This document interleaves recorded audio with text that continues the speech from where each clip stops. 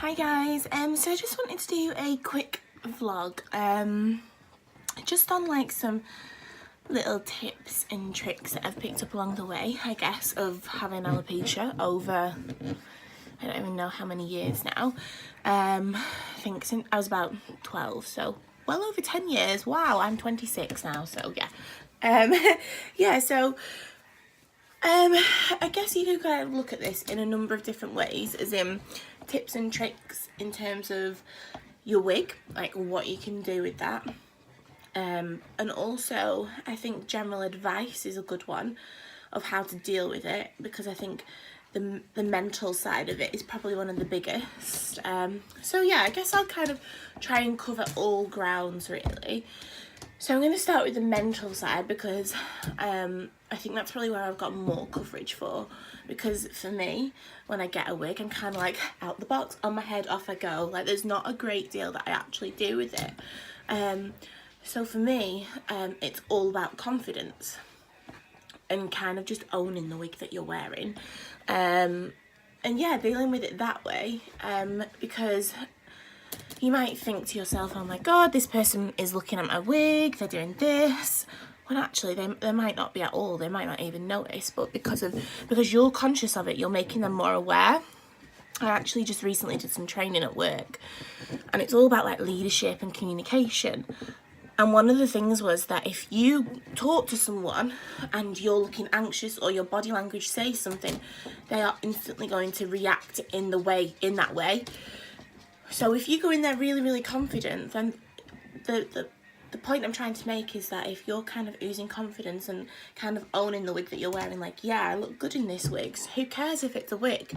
The chances are they won't even notice, and if they do, they'll be like, hats off to her or him. Like, you know, she's pulling that off really well.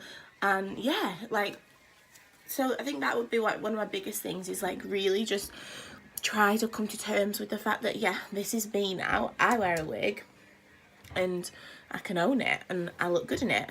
And I think that's one of my biggest bits of advice that I could give anyone in this position. So yeah, a couple of other little kind of wiggy things. If there's anything that could boost your confidence, I would say it's to try different styles. Take wearing a wig as it has some pros. Like, when you have your normal hair, you cannot change your hair colour daily. You cannot change your hair length daily. Like, you know, use it as a thing to, like, as a tool to be like, today I'm going to be blonde, tomorrow I'm going to be red, because that's a nice thing. And often people do envy that. Like, I have loads of friends that say, oh, I wish I could do that, or you suit every colour. Like, be experimental with these styles, because you'll be surprised at what you actually really like and what suits you, but it's just out of your comfort zone, so you've never tried it before. And I promise you, by doing that, you will automatically build your confidence, because you're like, well, you probably remember what it was like when you first got when you got a new haircut or something. You just maybe got a fringe put in, you know, you love it for those first couple of weeks, and by doing that quite regularly, you're gonna have that feeling over and over again, and that already instantly kind of like boosts that confidence. And yeah, that shows to people. So it's really in just like your mental state, like your mindset and your body language as well. So really, really try and work on those. And if you do struggle, I would recommend to anyone to do like some kind of communication course, because it really helps to try and look at things differently and like change your mindset as well. Like, really try to have a more positive outlook on it. A couple of maybe like wiggy or makeup things for advice. I'm going to show you one thing which I can't live without. So I actually think my eyebrows look quite dark today. So when I'm going to work, I don't really put makeup on it. Oh, sorry, my camera just fell. Yeah, so I tend to just fill my eyebrows in. So I'm going to show you this amazing thing here. I should have actually shown you on camera. But basically it's called a micro eyebrow pencil, and it's from Beauty Bay, and I live for this brand. They're called LA Girl. I genuinely feel like they should sponsor me because I use it that much. Yeah, and I just find it's a really good tool. Like, if you're wanting to fill your eyebrows in, draw them on, but doing that in a really subtle way. Like mine are recently tinted, so they are quite dark actually today.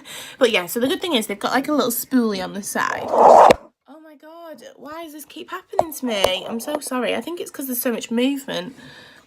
So yeah, it's got a little spoolie so you can see where I'm just running that through. Now the thing which I really love about this is that it's not like a normal pencil. Like, can you see how fine that is there? Oh god, look how horrible my hands look. But yeah, so that's why it's called a micro pencil. And when you actually start to use it, like, you can draw really fine lines, and that is all you need to do. And it just looks so much more natural. I'm just gonna make the arch slightly higher. But like, you can use it really, really lightly. Because I think one thing that people get quite nervous about is how heavy, like, or how thick it is. Like, you know, like, I think people get quite nervous about doing their eyebrows in case it goes wrong. Well, this makes it so much easier.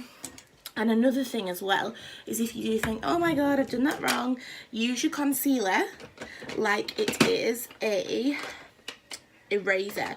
I do makeup lessons, and when I do these all the time, this is all I tell people. So I use like a flat brush like this and just dip it in your concealer, and you can just outline your eyebrows like that.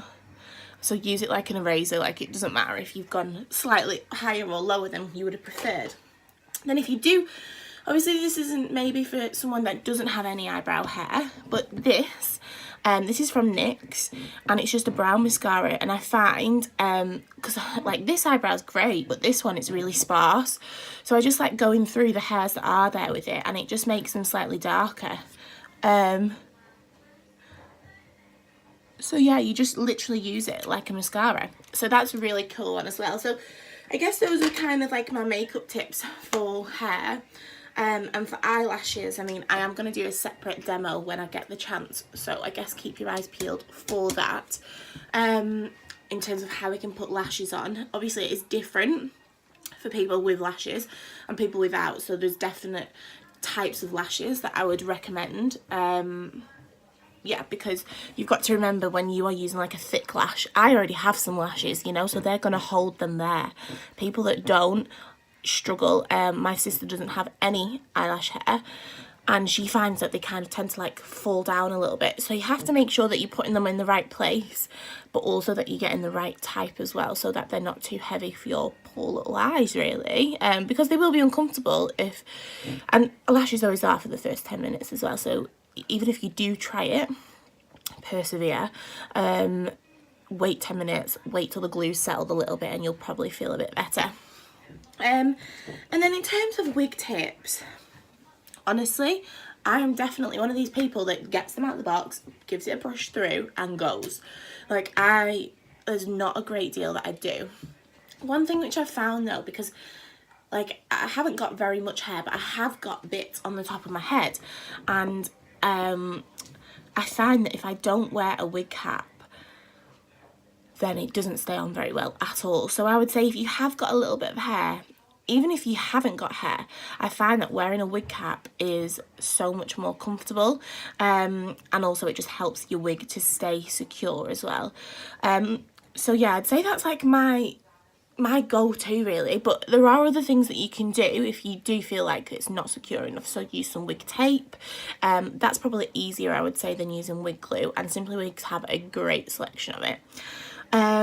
Also, just a couple of other tips to kind of keep your wigs lasting a little bit. Make sure you do, like, I am such a bad person for it, I just pick up any old brush sometimes when I need to brush it, but do buy the correct ones, or if you're going to buy a brush, you need to get one which has like these little balls on the end. Yeah, like I'm not really sure what the reason is, but I've been warned, so yeah. And then, yeah, in terms of making your wigs last, oh my god, sorry for the third time. Look at the different range of products that Simply Wigs do online. So this one's actually human hair wig. Guilty, I didn't buy it from Simply Wigs, because you know what we're like, we look on Instagram and we think, oh, I'm gonna try that one. But look at what they do. So I actually got from Simply Wigs not long ago some argan oil serum, which you can kind of just put on your palms and run through. Now, because I have not had hair for so long, I was like, oh my god, what do I do? So I find that really useful. That's really good, and has really helped kind of, because it was really dry at first when I got it, so that's really helped. A couple of other things I've got for synthetic, an anti-static spray. So I don't know if you ever find that when you put your wig on, or maybe you've got like a collar or a coat on, and you'll find the back of it kind of rubs against it and it becomes matted. So that helps with that. I would try to spray it more underneath your wig on the back of the hair, because I think it can dry your hair out a little bit if you do it around the front. So I would definitely try to use that. What else have I got here? And then this I literally can't live without. It's just a synthetic hair conditioner. And it really, like, if you do find that it's quite matted or knotty at the end of the day, I do find that this is really helpful just to kind of, yes, smooth it out a little bit. So that definitely helps as well. In terms of other things such as like lace fronts and whatnot, this one actually, even though it's human hair, it still applies. I had to actually cut it myself, and honestly, it's not the best lace front I've ever seen. And I guess that's what you get for not going to Simply Wigs. But cutting it yourself, I'm not sure what the correct way is. So Simply Wigs do that service for you. So if you are local or if you have the time, do that. But otherwise, the way I found was kind of putting the wig on first, getting some really fine, you know, some nail scissors or some tiny little makeup scissors, and cutting really carefully along the hairline. Or if you're going to take it off and do it, then put it back on. Always make sure you keep putting the wig back on, seeing if that looks okay, and that applies as well. You know, if Simply Wigs are going to do it for you, try the wig back on. Do you think that's okay? And if not, say, and do something about it. But yeah, other than that, that's kind of like all my wig tips. I don't, like I say, like, it's more about kind of trying to keep them lasting longer. And then my other tip, I guess, for keeping them lasting longer is just not wearing the same one every single day. I tend to like go through weeks, like this week I'm going to be blonde, this week I'm going to be red, and people at work notice it as well, like, so it's not like a certain routine I have, it's just a habit that I've kind of got into, that I just change it as and when. And that's what I mean with that confidence thing. You build that confidence to think, I don't care what colour I am today. Got it, like my blonde one I've washed, so it's drying. I'm going to wear my red one. Like, you shouldn't let that bother you at all. So yeah, I've now blabbed on for almost 13 minutes. So if you are still here, well done. If you're not, I understand why you had to leave. But yeah, I hope it's been somewhat kind of useful. I mean, it's really hard, but it's nice to be able to share tips and things that you've learned along the way. So if you do have any, feel free to send me some. I could probably do with some, but also comment below, share with others. You know, it's really nice that we're in this community where we can help each other out. So thank you very much for watching.